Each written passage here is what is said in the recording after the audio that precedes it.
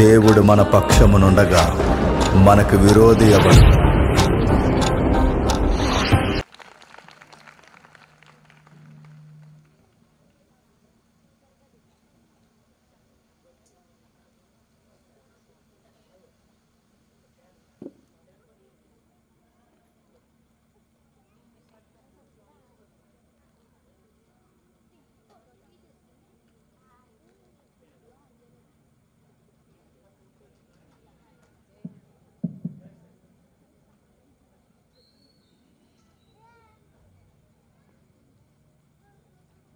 టెలివిజన్లైన మీ అందరికీ క్రీస్తునామమున శుభములు.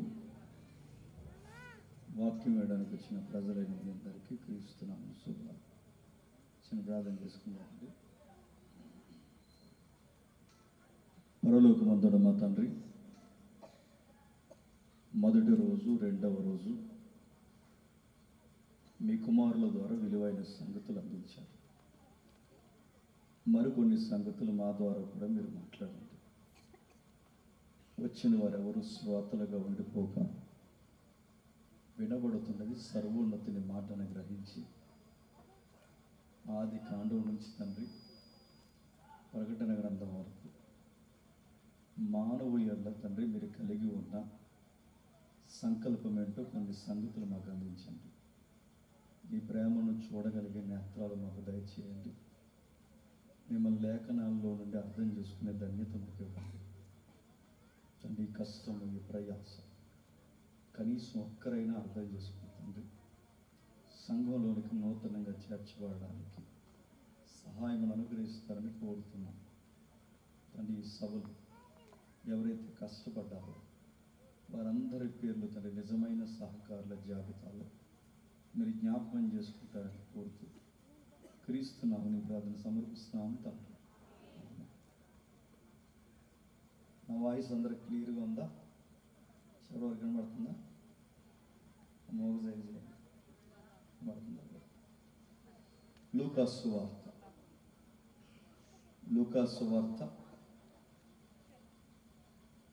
లూకా గారు రాసిన సువార్త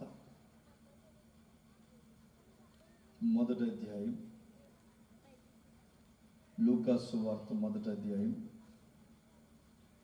సుమారు 67వ వచనం నుండి 75వ వచనం కలిపి ఉన్నాయి చూడండి. ఈ వచనం వరకు ఒకసారి మనం కంటిన్యూగా చదువుకుందాం. ఎవరైనా చక్కగా తప్పులు లేకుండా చదివారు చదవండి. మరియు అతని తండ్రి జకరియా పరిశుద్ధాత్మ పూర్ణుడై ఇట్లు ప్రవచించెను, ప్రభువైన ఇశ్రాయేలు దేవుడు స్తుతింపబడును గాక. ఆయన తన ప్రజలకు దర్శనమిచ్చి వారికి విమోచన కలగజేసిన తన సేవకుడైన దావీదు వంశమునందు మన కొరకు రక్షణ శృంగమును, అనగా మన శత్రువుల నుండి మనలను ద్వేషించు వారందరి చేతిని మన శత్రువుల నుండి మనల్ని దేశించు వారందరి చేతిని తప్పించి రక్షణ కలగజేసెను. దీనిని గూర్చి ఆయన ఆది నుండి తన పరిశుద్ధుల ప్రవక్త నోట పలికించెను.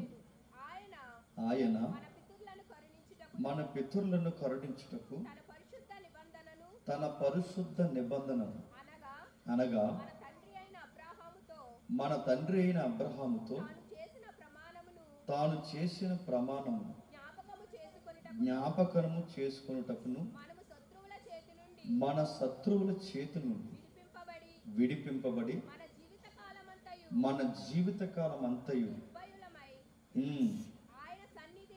ఆయన సన్నిధిని పరిశుద్ధముగాను నీతిగాను ఆయన సేవింపను అనుగ్రహించుటకును ఈ రక్షణ కలుగజేస్తున్నారు.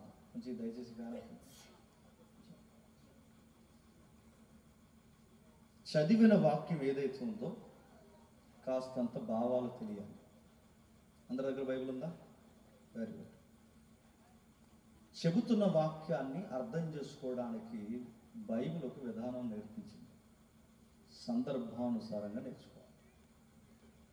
బాధాకరమైన విషయం ఏంటంటే సువార్తల్లోని మొదటి అధ్యాయాలు కేవలం క్రిస్మస్లకే చదువుతారు.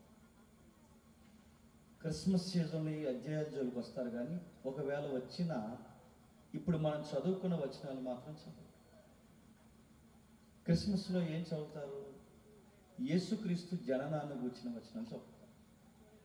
ఇంకా ఏం చదువుతారు? మరియమ్మను గురించి చదువుతారు. ఇంకా దేని గురించి చదువుతారు? గాబ్రియేలు యొక్క పరిస్థితిని గురించి చదువుతారు. ఇంకా ఎలాంటి విషయాలు చదువుతారు? ఒకటేంటి రెండేంటి, క్రిస్మస్కి అనుకూలమైన గొర్రెల కాపుల సందర్భాలు కూడా చదువుతారు.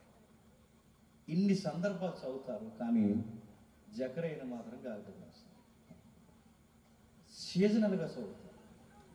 పైగా ఎలిజబెత్ వరకు చదువుతారు, కానీ కింది వచనాలు చదువు. అయినా నా ఉద్దేశం కేవలం క్రిస్మస్లకే సీజనల్గా వాక్యాలు చదవకూడదు. మనం క్రిస్మస్ చేసుకుంటామని యేసుక్రీస్తు జననాన్ని గురించి బైబిల్లో మొదటి అధ్యాయాలు రాయబడలేదు. ఆయనను గూర్చి, ఆయన పుట్టుకను గూర్చి, ఆయన జీవనాన్ని గూర్చి, ఆయన మరణాన్ని గూర్చి ఎందుకు బైబిల్ అంతా విపులముగా రాశాడంటే, పూర్వకాలం నుంచి దేవుడు మానవులతో వ్యవహరించిన శైలిని ఆయన జ్ఞాపకం చేశాడు. ఆయన మాట్లాడుతూ 67వ వచనంలో ఒక మంచి మాట ఉంది, చూడండి ఒకసారి చదవండి. మరియు అతని తండ్రి పరిశుద్ధాత్మ పూర్ణుడై ఇట్లు ప్రవశించెను, ప్రభు అయిన ఇశ్రాయేలు దేవుడు స్తుతింపబడును గాక. ఆవును సందర్భం, జకరియా అనే ఒక సీనియర్ పాస్టర్, దేశంలో పేరు మోసిన వాడు, అబియా తరగతిలో చక్కటి సేవను జరిగిస్తున్న ఒక సీనియర్ సిటిజన్ ఆయన. అలాంటి ఆయనకి చాలా కాలం నుండి పిల్లలు లేరు. 1 సంవత్సరం కాదు, 2 సంవత్సరాలు కాదు, వృద్ధాప్యం వరకు ఆయనకి పిల్లలు లేరు. పిల్లలు లేని వారి దగ్గరికి పలుమార్లు చాలా మంది ప్రేయర్ చేయించుకోవడానికి వచ్చి ఉండాలి. బాధాకరమైన విషయం, పిల్లలు లేని వారికి పాస్టర్ గారు ప్రార్థన చేశారు, కానీ పాస్టర్ గారికి పిల్లలు లేరు. అనేక బాధలు, అనేక ఇబ్బందులు. ఎలిజబెత్ పాస్టర్ అమ్మగారు, పాస్టర్ అమ్మ అనకూడదు, ఎలిజబెత్ అమ్మగారు దైవజనురాలు, ఈ దైవజనుడు, వీరిరువురు ఎన్నో బాధలు గుండెల్లో పెట్టుకున్న వాళ్ళ మాత్రం దైవికమైన ప్రేరణతో వారి సేవను వారు చేసుకుంటూ వెళ్ళిపోయారు. వారి సేవను వారు జరిగిస్తూ వెళుతుండగా వాళ్ళకు ఒక దర్శనం వచ్చింది, లేదా ఖచ్చితంగా గాబ్రియేలు ఎవరైతే ఉన్నారో గాబ్రియేలు గారు ఆయన్ని దర్శించారు. తెలిసిన సందర్భం, గాబ్రియేలు వచ్చి ఏమంటాడంటే, మీకు చక్కటి బిడ్డ పుడతాడయ్యా అని చెప్పినప్పుడు ఆ సందర్భం మనకు తెలుసు. అది ఎలా జరుగుద్ది అని అడుగుతారు పాస్టర్ గారు, జకరియా గారు. ఎలా జరుగుద్ది ఏంటి అంటే, నీకు గుర్తు కావాలా అని అడుగుతారు. అవును, నాకు గుర్తు కావాలంటాడు. గుర్తేం కాదు, నీ నోరు పడిపోద్ది అంటాడు. ఎందుకంటే సాదా సీదా వ్యక్తులు అప్పుడప్పుడే దేవుణ్ణి నమ్ముకున్న వాళ్ళు గుర్తులు అడిగారు అనుకుంటే పర్లేదు. అందరికి చెప్పే పాస్టర్ గారు విశ్వాసమును గురించి గుర్తులు అడిగితే ఎలాంటి గుర్తులు దేవుడు ఇవ్వాలి? ఎలాంటి గుర్తులు ఇస్తారు? అందుకే సీనియారిటీ పెరిగే కొద్దీ కొంచెం ఏం మాట్లాడుతున్నామో తెలియాలి దేవుడితో. మనం అప్పుడే దేవుళ్ళలోకి వచ్చిన వారు కొన్ని గుర్తులు వాళ్ళకి తెలియదు. ఇంకా దేవుడు అంటే ఏంటో మన 10 ఏళ్ళు అయిపోయినా 20 ఏళ్ళు అయిపోయినా, దేవా నాకు ఏదో చూపించంటే కాలేజీ అడిపోయింది అనుకోండి, ఏదో చూస్తాను. జకరియా గారు అదే అడుగుతున్నారు. జకరియా గారు ఏమడిగారంటే, నాకేదో గుర్తు కావాలంటే, గుర్తేగా నీకు కావాలి. ఆ గుర్తు ఏంటంటే, ఇదిగో నీకు చక్కటి బిడ్డ పుట్టేంత వరకు నేను నోరు పడుతుంది అన్నట్టుగానే జరిగింది. తర్వాత ఏం జరిగిందో మనకు తెలుసు. ఆ బిడ్డను తీసుకొచ్చారు. ఆ బిడ్డను తీసుకొచ్చి ఎలిజబెత్ అమ్మగారి ముందు పెట్టి, ఈ చుట్టం పట్టు ఉంటారు కానీ ఇలా పని పట్టు ఉంటుంది వాళ్ళకి. ఈ బంధువులు ఎవరైతే ఉన్నారో వచ్చి చెప్పా చేయకుండా పేరెట్టేశారు. తన తండ్రి పేరుని బట్టి జకరియా అని పేరు పెడుతున్నారట. అడుగుతాను, ఎవరిని అడిగి పెడతారండి వీళ్ళ పేర్లు? మన ఇంటికి కూడా పిల్లలు పుట్టినప్పుడు ఈ చుట్టం పట్టం వస్తారా? ఇంక మనల్ని ఏం అడగరు, వీళ్ళు పెట్టేస్తారు పేర్లు. తాతయ్యలో ఉన్నాడు కదండి, తాతయ్య కాబట్టి మొదటి అక్షరం కలిపి పెట్టేద్దామండి అంటారు. పక్క అడుగుతున్నాను, మా ఆవిడ తాలికి వచ్చారనుకోండి, ఆ తాలికి ఎవరి నుండి పేరు పెట్టేస్తారు. అలా ఎలా పెట్టేస్తారు అడుగుతున్నాను. ఒక సంకల్పం, పేరుకు ఒక అర్థం, దేవుడు కోరుకున్న బిడ్డ, ఈ బిడ్డకు ఒక నిలువెత్త అర్థం వచ్చే పేరు పెట్టాలని ఒక భయము భక్తి ఉండదంటే ఉండదు. ఇలాంటి అమలెక్కలు అందరూ వచ్చి పేరు పెట్టేశారు. అప్పుడు ఆవిడ అంది, వెయిట్, మీరు పేరు పెట్టడానికి వీల్లేదు, మా ఆయన అడిగి చెప్తాను, ఆయన డిక్లేర్ చేస్తాడని ఏమంట అని అడిగితే ఎలిజబెత్ అమ్మకి ఎంత సీనియారిటీ ఆమెకు వచ్చిన, అంటే ఇన్నేళ్ళు కాపురం చేసిన ఇంకా తన భర్తని ఆనర్ చేస్తుంది చూసారా, అది ఇళ్ళకు ఉండాల్సిన లక్షణం. వాళ్ళిద్దరిని చూస్తుంటే ఆశ్చర్యకరమైన సంగతి ఏంటి చెప్పిన, వాళ్ళకి ఇన్ని సంవత్సరాల పిల్లలు లేకపోయినా, మరి 40 ఏళ్ళు కాపురం చేశారు, 50 ఏళ్ళు కాపురం చేసినా నాకు తెలియదు, కానీ ఇన్ని సంవత్సరాలు కాపురం చేసిన ఆ కాపురంలో పిల్లలు లేని వాళ్ళ గొడవలు రావు. ఆ కాపురంలో పిల్లలు లేమనేది వాళ్ళ గొడవలు రాకపోవడం ఆశ్చర్యంగా ఉంది. ఈరోజు 2 ఏళ్ళు పిల్లలు పుట్టకపోతే, అంటే 2 సంవత్సరాలు పెళ్ళి 2 సంవత్సరాలు పిల్లలు పుట్టకపోతే వాళ్ళ మధ్య ఎలాంటి గొడవలు వస్తున్నాయి చెప్పండి. నీలో లోపం ఉందని ఈవిడ అంటారు, నీలో లోపం ఉందని ఆడంటాడు, నీలాంటి దాన్ని చేసుకున్నందుకు నా జీవితం ఎలా అయిపోయిందని ఈడంటాడు, లేదా నీలాంటి గొడ్డదాన్ని చేసుకున్నందుకు నా జీవితం ఎలా అయిపోయిందని ఈడంటాడు. ఇంకా బాధాకరమైన విషయం ఏంటంటే ఇద్దరిలో ఎవరో ఒకరు రాంగ్ ట్రాక్లోకి వెళ్తారు. ఎందుకు? పిల్లలు లేవు, పిల్లలు పుట్టకపోతే రాంగ్ ట్రాక్లోకి వెళ్ళి ఉన్నారంటే ఉన్నారు, ఇలాంటి దుర్మార్గమైన పనులు చేసిన వాళ్ళు ఉన్నారంటే ఉన్నారు. ఇలాంటి పనులు జరిగించే అనేకమైన సంస్కృతులు ఆ రోజు ఉన్నాయి, ఈ రోజు ఉన్నాయి. కానీ ఇలాంటి ఏ విషయాలు వాళ్ళ జీవితంలోకి రానివ్వలేదు. వాళ్ళు ఏం చేస్తారు తెలుసా, వాళ్ళ పిల్లలు ఏమున్నా, ఇబ్బందులున్నా, సమస్యలున్నా, ఏమున్నా కానీ వాళ్ళు చేసింది ఒకటే, దేవుడు ప్రేయర్ చేస్తారు. బ్రదర్ కొంచెం సౌండ్లు ఎక్కడున్నారు, కొంచెం ట్రిబుల్ తగ్గించిన, కొంచెం ట్రిబుల్ ఈ మానిటర్ సౌండ్. వాళ్ళ పిల్లలు ఏమో వాళ్ళ గొడవలు లేకుండా ఎంతో జాగ్రత్త పడి దేవుని యొక్క వాగ్దానం కొరకు ఎదురు చూశారు. ఎప్పుడైతే ఎదురు చూస్తారో దేవుడు చక్కటి బిడ్డనిచ్చాడు, వాళ్ళ భర్తను గౌరవిస్తుంది. ఆయన అడిగి కన్ఫర్మ్ చేయండి, నేను ఆయన అడిగి పేరు కన్ఫర్మ్ చేయమన్నప్పుడు ఆయన పేరు రాస్తాడు మనకు తెలుసు. ఆ పేరు రాసినప్పుడు బిడ్డ కొరకు పాట పాడుతున్నాడు. ఇప్పుడు ఆ పాటే మనం చదువుతున్నాం. ఏం పాట పాడుతున్నాడు? 67వ వచనంలో అతని తండ్రి జకరియా పరిశుద్ధాత్మ పూర్ణుడై ఇట్లు ప్రవచించాడు. అంటే ఏంటి దాని అర్థం ఏంటి? ఆయన చెబుతున్నవి తన సొంత మాటలు కాదు, ఆయన చెబుతున్నవి తను ఊహించి మాట్లాడుతున్న మాటలు కాదు, ఆయన మాట్లాడుతున్న మాటలు పరిశుద్ధాత్ముడి చేత చెబుతున్నాడు. ఆయన ఊహించి చెబుతున్న మాటలు కాదు, ఆత్మదేవుడు తన ద్వారా పలికిస్తున్నాడట. ఆ పలుకుతున్న మాటలు ఏవైతున్నావో ఆ మాటలు ఒక పాటగా పాడుతున్నాడు. అంటే తన కుమారుడికి చక్కటి జోల పాట పాడుతున్నాడు అన్నమాట. ఆ పాటలో బాగా వినాలి. కుమారుడికి జోల పాటే కాదు, తన లైఫ్ పర్పస్ ఏంటో నేర్పిస్తుంది. నువ్వు ఎందుకు పుట్టావు తెలుసా అంటే, ఇంత పిల్లోడికి చెప్తున్నాడు, చిన్న పిల్లోడికి, నువ్వు ఎందుకు పుట్టావంటే నీ పుట్టిక పరమార్థం ఇది అని చెప్పి నేను అడుగుతున్నాను. ఇంత చిన్న పిల్లోడికి మనం ఏం పాటలు పాడతామండి? ఉయ్యాల్లో మన పిల్లోడు అన్నాడు అనుకోండి, ఏ పాటలు పాడతాం చెప్పండి?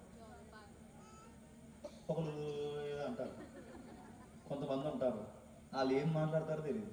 ఒక ఆవిడ ఉంటుంది, అది మా ఏరియాలో, కొన్ని ఏరియాల్లో బాబు లేడే అందంట, బాబు లేకుండా ఆడాలి కొడతాడు.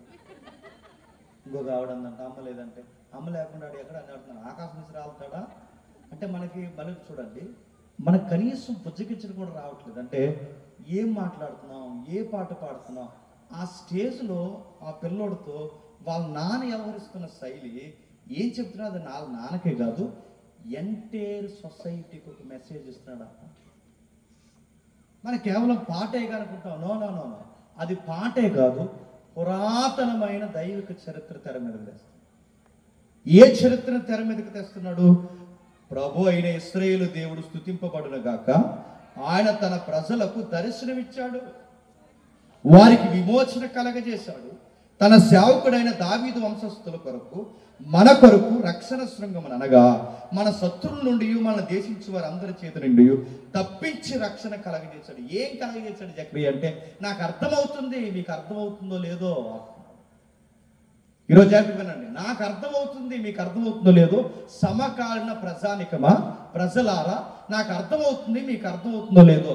ఏమర్థమవుతుంది? ఏం చెప్పాలనుకుంటున్నాడు? ఒక పురాతనమైన చరిత్రను తెర మీద తీసుకొస్తున్నాడు.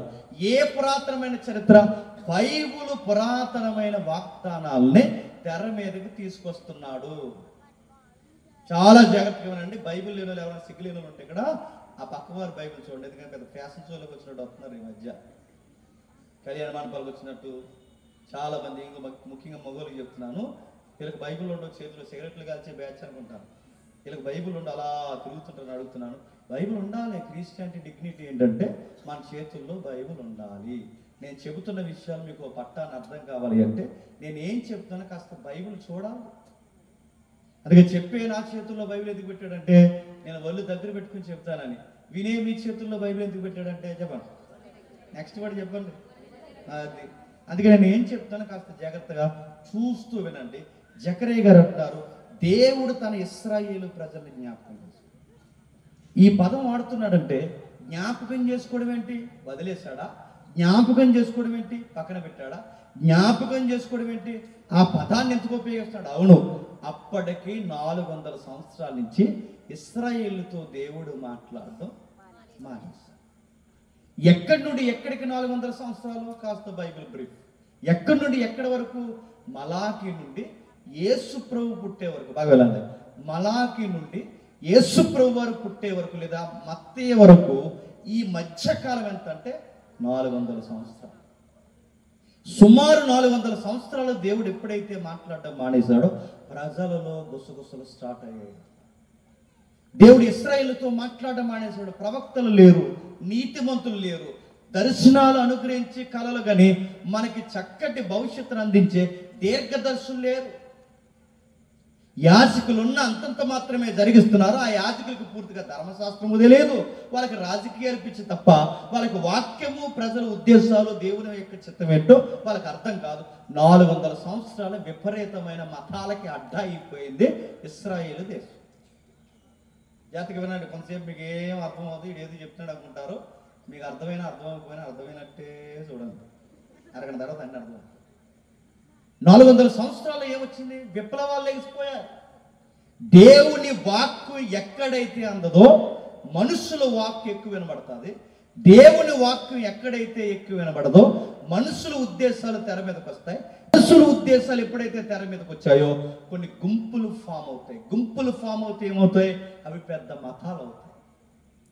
ఆ మతాలలో ఒక మతం ఏంటి తెలుసా? పరిసయ్యులు, శాస్త్రులు, సద్దుకైలు, ఎక్సెట్రా ఎక్సెట్రా. విప్లవ భావజాల్లో చూస్తే జలేతు అనబడే ఉగ్రవాద వ్యవస్థ. ఇంకా మీకు తెలియాలంటే పౌలు గారు టీంలో పనిచేసేవాడుగా ఆ ఏరియాలో పనిచేసే అలాంటి భయంకరమైన ఉగ్ర మూకలు తయారైపోయి. ఎందుకు? వీళ్ళకి కేవలం దేవుని వాక్యం ఏంటో ఉన్నట్టుగా అందక. దేవుని వాక్యం ఎప్పుడైతే అందలేదో మనుషులు విపరీతమైన అనేకమైన విషయాలు కల్ట్ అయిపోయారు, కలిసిపోయారు. ఎక్కడికెక్కడే సత్యము అసత్యము మిళితమైపోయింది. 400 సంవత్సరాలు దేవుడు మాట్లాడకపోయేసరికి మనుషులే దైవాలుగా మధ్యవర్తులుగా కొలువు తీరుతున్నారు. అలాంటి టైంలో ఇలాంటి గొప్ప సేవకులు ఎవరైతే ఉన్నారో యాజకులు అక్కడక్కడ నమ్మకమైన పరిచర్య చేసుకుంటూ వెళ్ళిపోతున్నప్పుడు దేవుడు వారి ద్వారా మళ్ళీ ప్రపంచంతో మాట్లాడడం స్టార్ట్ చేశాడు. ఆ మాట్లాడడం స్టార్ట్ చేసినప్పుడు ఆ మాటలలో ఒక పాటే ఇప్పుడు మనం చదువుతున్నాం. ఏం పాడుతున్నాడు?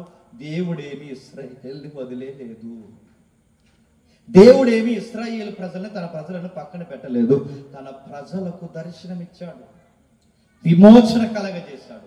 తన సేవకుడు దావీదు వంశమునందు మన కొరకు ఒక రక్షణ శృంగాన్ని, శత్రువుల నుండి మనం విడిపించడానికి, వాళ్ళ చేతుల నుండి మనం తప్పించడానికి ఒక రంగం సిద్ధం చేశాడు.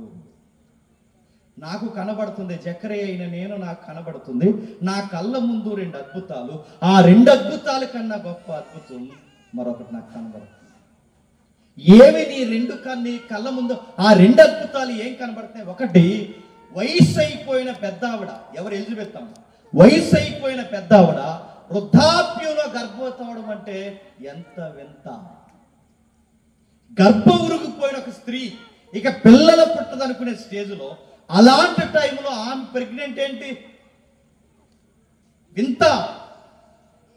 ఇక నేడో రేపో చనిపోతుంది అన్న టైంలో ఒక వృద్ధాప్యంలో ఉన్న ఒక వృద్ధురాలు గర్భవతి అవడం ఒక వింత అయితే, రెండో వింత ఏంటి తెలుసా? పెళ్ళే కాకుండా ఇక యజమానుడే రాకుండా పురుష స్పర్శ లేకుండా 17 ఏళ్ళ ఆడపిల్ల గర్భవతి. 2 వింతలు. ఒకటి, మరియమ్మ 17 ఏళ్ళ ఆడపిల్ల, పెళ్లి పురుష సంయోగం లేకుండా ఆమె గర్భవతి. ఇదొక వింత. రెండొక వింత ఏంటో తెలుసా? వృద్ధాప్యంలో ఉన్న ఆ తల్లి ఎలిజబెత్ అమ్మ వింత. ఈ రెండు వింతలు అనుకుంటే ఇప్పుడు అనేకులకి ఆశ్చర్యకరమైన వింత ఏంటంటే, ఆ పుట్టిన గర్భఫలం ఏదైతే ఉందో 39 పుస్తకాలను ఒక లైన్ మీదకి తీసుకొచ్చిన వింత. ఏ 39 పుస్తకాలు? పాత నిబంధన ఉందే, ఆ పాత నిబంధన పుస్తకాల్లో ప్రతి విషయాన్ని ఒక తెర మీద తీసుకొచ్చాడట. ఏం చెప్తున్నాడు కిందకి చూడండి. దీనిని గూర్చి ఆయన ఆది నుండి తన పరిశుద్ధుల ప్రవక్త నోట పలికించాడు. దేనిని గూర్చి? మనకు రక్షణ ఇస్తానన్నాడే దానిని గురించి, మనకి విజయం ఇస్తానన్నాడే దానిని గురించి, మనకు శృంగం ఇస్తానన్నాడే దానిని గురించి, మనకు విమోచకుడు వస్తాడన్నాడే దానిని గురించి, మనకు దర్శనం ఇస్తానన్నాడే దాని గురించి. అంటే ఈ పదాలు వేరువేరుగా ఉన్నా అంత ఒక్కటే. ఆ ఒక్క దాని గురించి పూర్వకాలం నుండి తన ప్రవక్తల నోట చెప్పిస్తూనే వచ్చాడు. పూర్వకాలం నుంచి చెప్పిస్తూనే వచ్చాడు. ఏం చెప్పిస్తున్నాడు, ఏం మాట్లాడుతున్నాడు, ఎక్కడి నుంచి మాట్లాడడం మొదలు పెట్టాడంటే అనేక విషయాలని అలానే ఉంచండి. కిందకి అంటున్నాడు, తన పరిశుద్ధ నిబంధనను అనగా మన తండ్రి అయిన అబ్రహాంతో తాను చేసిన ప్రమాణమును జ్ఞాపకం చేసుకొని. నిబంధన అంటే చెప్పాలి, నిబంధన అంటే చెప్పాలి, నిబంధన అంటే మీరు చెప్పండి, అదే చెప్తాను. నిబంధన అంటే నువ్వు వదిలేసిన నేను నిన్ను వదలనని చెప్పడమే నిబంధన. చావు తప్ప మళ్ళీ నిన్ను నన్ను ఏరు చేయదని ఎదుగుల మీద చేస్తారు చూసారా, అది కాదు. అది డొల్లి నిబంధన. కరోనాలో తెలిసిపోయారు అందరూ. అది కాదు నిబంధన. దేవుడు చేసే నిబంధన ఏంటో తెలుసా? నువ్వు నన్ను వదిలేసినా నేను నిన్ను వదలను మాటిస్తున్నా, అది నిబంధన. దాన్నే మరొక మాట ఏమంటారు? ప్రామిస్. దాన్నే మన తెలుగులో ఏమంటారంటే వాగ్దానము. ఏంటది? వాగ్దానం. ఇప్పుడు బాగా వినండి. వాగ్దానం అనగానే మనం ఏమనుకుంటామంటే ఒక కోట తెచ్చుకోవడం అనుకుంటాం. వాగ్దానం అనగానే మనం ఏమనుకుంటామంటే ఏడాదికి ఒక కోట లైసెన్స్ బిల్లులో తెచ్చుకుని ఇక నా ఏడాది అంతా నేను చూసుకుని తిరిగేస్తే ఇంక దేవుడు నన్ను ఏమంటూ తన రెక్కల చాటు నన్ను దాహేస్తాడు. వాగ్దానం అంటే ఒక రెఫరెన్స్ తెచ్చుకోవడం కాదు. వాగ్దానం అంటే వచనాన్ని పీకేసి ఇంట్లో పెట్టుకోవడం కాదు. వాగ్దానం అంటే అది కాదు. వాగ్దానం అంటే అదే జకరియా చెప్తున్నాడు. నిబంధన అన్నా, వాగ్దానం అన్నా, ప్రమాణం అన్నా, ఈ విషయాలన్నింటినీ కలిపి జకరియాకు నిలువెత్తి అర్థం చెప్తున్నాడు. ఏం చెప్పాలనుకుంటున్నాడు, ఏ సంగతులు తెర మీద తీసుకొస్తున్నాడో ఒక్కసారి దీన్ని అలానే ఉంచండి. కొన్ని నిమిషాల ముందుకు వెళ్దాం. ఒక్కసారి ఆది కాండం రండి. ఆది కాండం మొదటి అధ్యాయం. ఆది కాండము మొదటి అధ్యాయం. ఆది కాండము మొదటి అధ్యాయం 15వ వచనం చూడండి. ఆది కాండము మొదటి అధ్యాయం 15వ వచనం. భూమి మీద 3వ అధ్యాయం 15వ వచనం. ఆది కాండమేనా? మరియు నీకు స్త్రీకి నీ సంతానానికి ఆమె సంతానానికి వైరము కలగజేసేదను.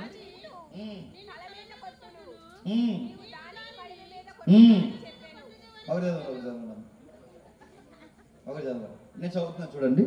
మరియు నీకు నీ స్త్రీకిని నీ సంతానానికి ఆమె సంతానానికి వైరము కలగజేసేదను, అది నిన్ను తల మీద కొట్టెను. బాగా వినాలి. ఏదో ప్రాబ్లం ఏదైనా మనలో జరుగుతున్నట్టు అనిపిస్తుందా? బాగా వినాలి. జకరియా ఎందుకు అంటున్నాడు ఆ మాటలు? ఏదో ఒక వైరం జరుగుతుంది. ఆ వైరం జరుగుతున్నప్పుడు మానవులకి ఘట సర్పానికి పడ్డం లేదా? ఆది కాపురంలో ఒక గొడవ జరిగింది. ఆ గొడవలో లేదా ఆ సర్పం యొక్క ఎత్తుగడల్లో మానవ ప్రపంచం ఓడిపోయింది. ఓడిపోయామన్న గిల్ట్ ఆది దంపతులు ఇద్దరికి ఉంది. తప్పు చేశారు. తప్పు చేసిన తర్వాత పొదల చోటకు పోయి దాక్కున్నారు. ఆ దాక్కున్న తర్వాత వాళ్ళు చాలా బాధపడుతున్నారు. ఆ గిల్ట్ వాళ్ళని తింటుంది. అలాంటి టైంలో దేవుడు వచ్చి వాళ్ళకి అంటున్నాడట, మీకు విషయం చెప్పాలి, నీకు స్త్రీకి అంటే స్త్రీ సంతానమైన మీకును వానికి తల మీద కొట్టే ఒక కార్యక్రమం చేయబోతున్నాము. అంటే మీరు ఓడిపోయారని ఒక గిల్ట్ ఉంది. ఆదామవలైన మానవులైన మీరు ఓడిపోయారని ఒక గిల్ట్ ఉంది. కానీ ఒకరోజు వస్తుంది. ఆ రోజు ఏం చేస్తారంటే ఈ రోజు ఈడు మిమ్మల్ని ఓడించి ఈరోజు బలహీనలు చేస్తాడు. మీ మహిమను పోగొట్టాడు, నాకు మీకున్న సహవాసాన్ని చెడగొట్టాడు. చివరికి మిమ్మల్ని ఏం చేశాడంటే మీ భవిష్యత్తుని అంధకారంగా మార్చాడు, లేని మరణాన్ని తెచ్చి మీ మీద వేశాడు. చివరికి బట్టకి కూడికి నీడకి ఏడ్చే పరిస్థితి తెచ్చాడు. వీడు మాయ మాటలు చెప్పి మిమ్మల్ని ఏం చేశాడంటే నిలువెత్తు మిమ్మల్ని దగా చేశాడు. వాడు మోసం చేశాడు. వాడి మాటలకు మీరు పడిపోయారు. వాడి మాటలకు మీరు ఎప్పుడైతే పడిపోయారో మీరు చేసిన పనులకి మీకు ఎంత నష్టం జరుగుతుందని ఇప్పుడు మీకు అర్థమవచ్చు. కానీ మీలో ఒక విషయం ఉంది, ఆదామవలైన మీ విషయంలో వీడు చేసిన పనికి మేము ఎలా పడిపోయామేంటి, వీడిని ఎప్పటికైనా ఓడించాలన్న కసం. జీవితాంతం మీకు వాడి సంతానానికి మీ సంతానానికి ఒక వైరం కలుగుతుంది. కానీ ఒకరోజు వస్తుంది, ఈరోజు ఈడు మిమ్మల్ని ఓడించాడు, ఒకరోజు చెప్పండి వాడిని మీరు ఓడిస్తారు. బాగా వినాలి, అర్థమైనట్టే ఉందని నాకు అర్థమైంది. అంటే ఒక రోజు వస్తుంది, ఆ రోజు ఏం చేస్తారంటే మీరు వాడి తల మీద కాలుస్తూ దీన్నే ఏమంటారు తెలుసా? వాగ్దానము. దీన్ని ఏమంటారు తెలుసా? నిబంధన అంటారు. దీన్ని ఏమంటారు తెలుసా? ప్రామిస్ అంటారు. మానవ ప్రపంచానికి దేవుడు మాటిచ్చాడట, వన్ డే, ఒక రోజు ఈ ప్రపంచం ఇలా గొడ్డిబారిపోవడానికి ఎవడైతే కారణమో వాడిని మీరు జయిస్తారు. ఇది మొట్టమొదటి వాగ్దానం మానవుడికి. ఈరోజు ఎవడ వలనైతే మీకు వాడికి పడట్లేదో నేను ఇంటిస్తున్నాను. ఏ సాతాన వాళ్ళైతే పడిపోయారో, ఏ సాతాన వల్ల అయితే పాపంలో పడిపోయారో, అవ్వా గుర్తుపెట్టుకో, ఆదాము గుర్తుపెట్టుకో, మరలా ఒక రోజు నేను వస్తాను, మిమ్మల్ని కలుస్తాను.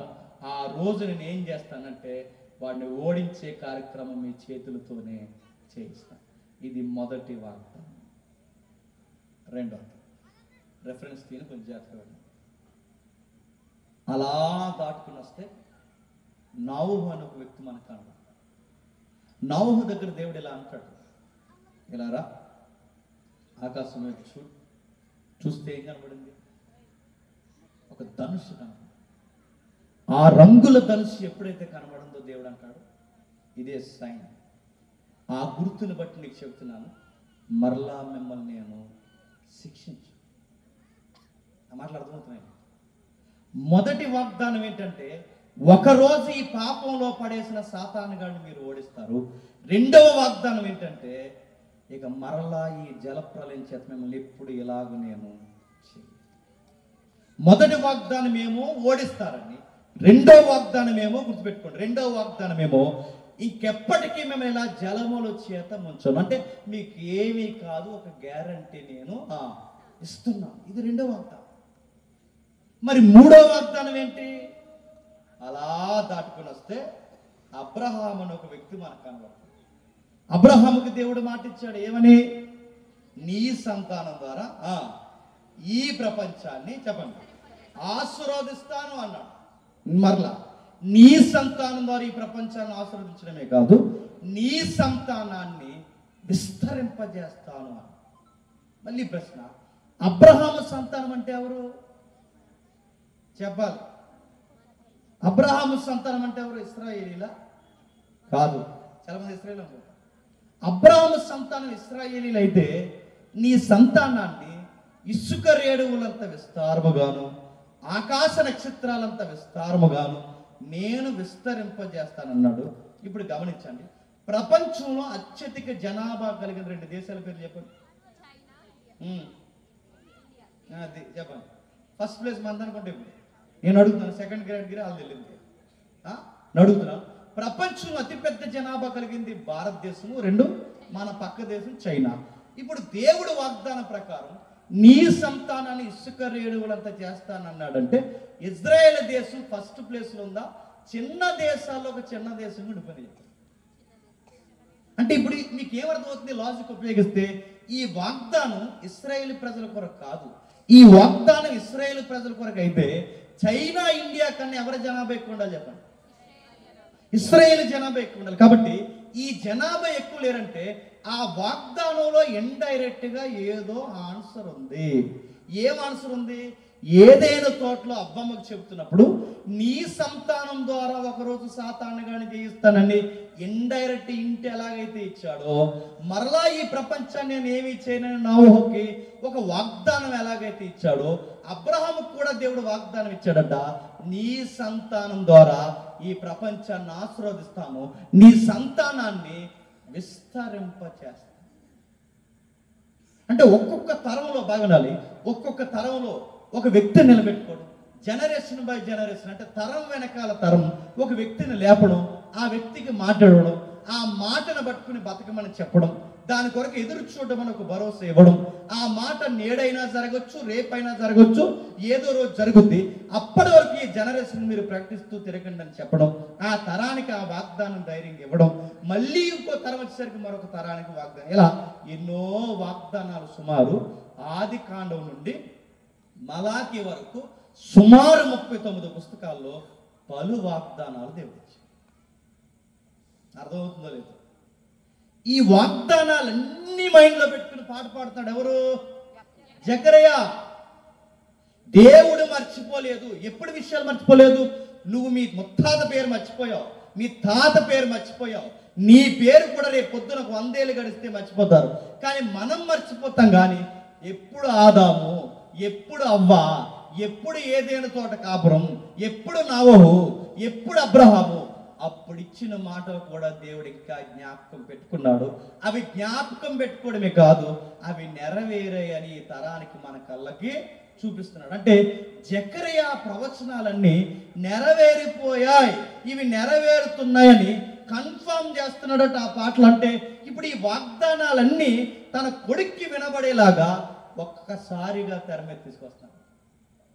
ఏ వాగ్దానాలు? ఇదిగో సాతాన్ని మీరు జయిస్తారు, ఇది మొదటి వాగ్దానం. రెండవది, నీ మీదకి మళ్ళీ ఏ శిక్ష విధి రాదు, ఇది రెండో వాగ్దానం. మూడో వాగ్దానం, మిమ్మల్ని విస్తరింప చేయడమే కాదు, బ్లెస్డ్ పీపుల్ గా మార్చేస్తాను, ఇది మూడో వాగ్దానం.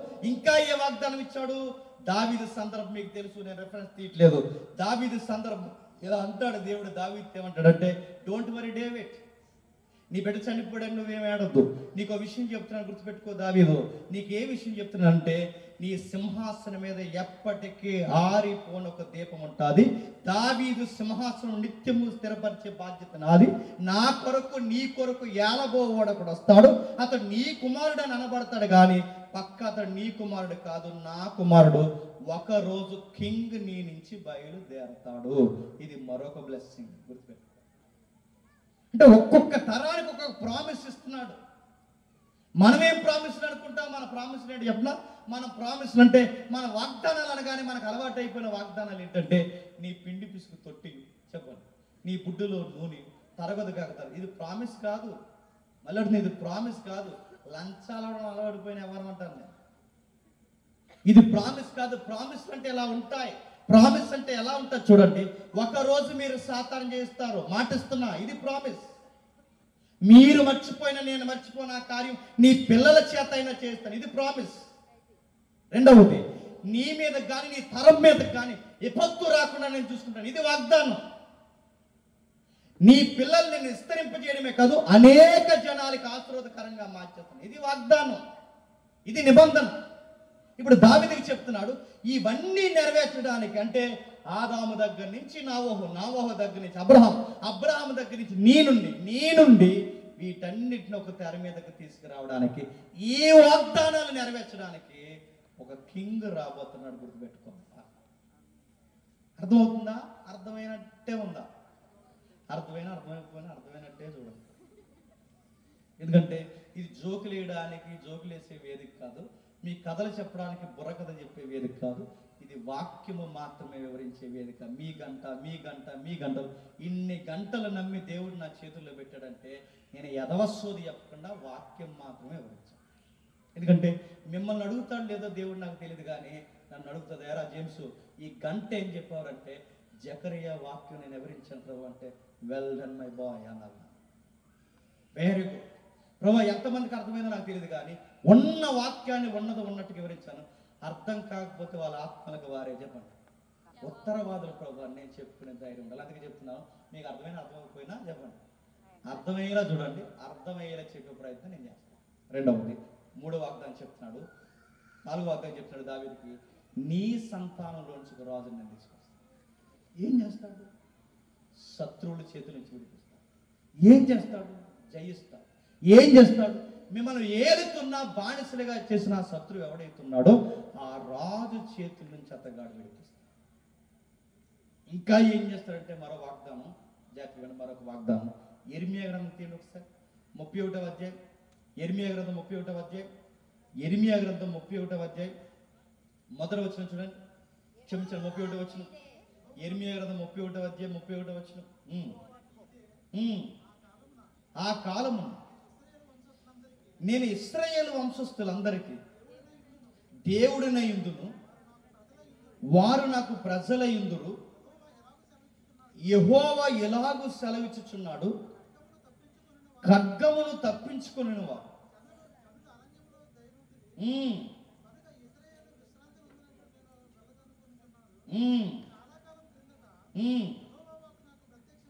యెహోవా వాక్కు నాకు ప్రత్యక్షమై ఇట్లా నేను 37 వచ్చింది. ఇదిగో నేను ఇశ్రాయేలు వారితో యోధా వారితోనూ క్రొత్త నిబంధన చే దినము వచ్చుచున్నవి. ఇది యెహోవా వాక్కు. ఇది ఐగుప్తు నుండి వారిని రప్పించుటకై నేను వారికి చేయ పట్టుకున్న దినమున వారి పితరులతో నేను చేసిన నిబంధన వంటి నిబంధన కాదు. ఏం చెప్తున్నాడు? దావీదు గారితో చెప్పిన దేవుడు, నోవహు గారితో చెప్పిన దేవుడు, అబ్రహాం గారితో చెప్పిన దేవుడు, ఆదాముతో చెప్పిన దేవుడు ఇప్పుడు యెరెమీయా ద్వారా ఏం చెప్తున్నాడంటే ఒక క్రొత్త నిబంధన చేయబోయే కాలం వస్తుంది. ఆ క్రొత్త నిబంధనలో దేవుడు ఏం చేస్తాడంటే ఈ నిబంధన, ఈ వాక్యం ఏదైతే ఉంది, ఈ ధర్మశాస్త్రం, ఇశ్రాయేలును ఒక రోజు ఐగుప్తు నుంచి తీసుకొచ్చినప్పుడు వాళ్ళకి ఒక ధర్మశాస్త్రం ఇచ్చాడుగా. వాళ్ళకి ఎందుకు ధర్మశాస్త్రం ఇచ్చాడు? వాళ్ళని సిస్టమేటిక్గా జీవించడానికి. అంటే సామాజికంగా ఎలా జీవించాలి, సాంప్రదాయంగా ఎలా జీవించాలి, దైవికంగా ఎలా జీవించాలని 3 లా, అంటే 3 చట్టపరమైన పరిధుల్లో వాళ్ళకి ధర్మశాస్త్రం ఇచ్చాడు. ఆ ధర్మశాస్త్రం ఇచ్చినప్పుడు ఆ ధర్మశాస్త్రం ఇస్తే వాళ్ళు ఏమైనా పాటించేసారా? మొత్తం పాడు చేసి పాటిస్తారు. అంటే నేను గతంలో ఇచ్చిన పూర్వకాలపు నిబంధన ఏదైతుందో, పాత నిబంధన, అది మీరు పాటించలేకపోయారు, అది మీరు జరిగించలేకపోయారు కదా. ఒకరోజు వస్తుంది, అది నూతన నిబంధన. అది మీ చేతులకి రాతి పలకల మీద రాసివను, అది చర్మపు కాగితాల మీద రాసివను. ఆ నూతన నిబంధనను ఎక్కడ రాస్తానంటే మీ హృదయాల మీద రాస్తాను. ఇది వాగ్దానం. అంటే అడుగడుగున ఒక కొత్త వాగ్దానం ఇస్తున్నాడు చూడండి.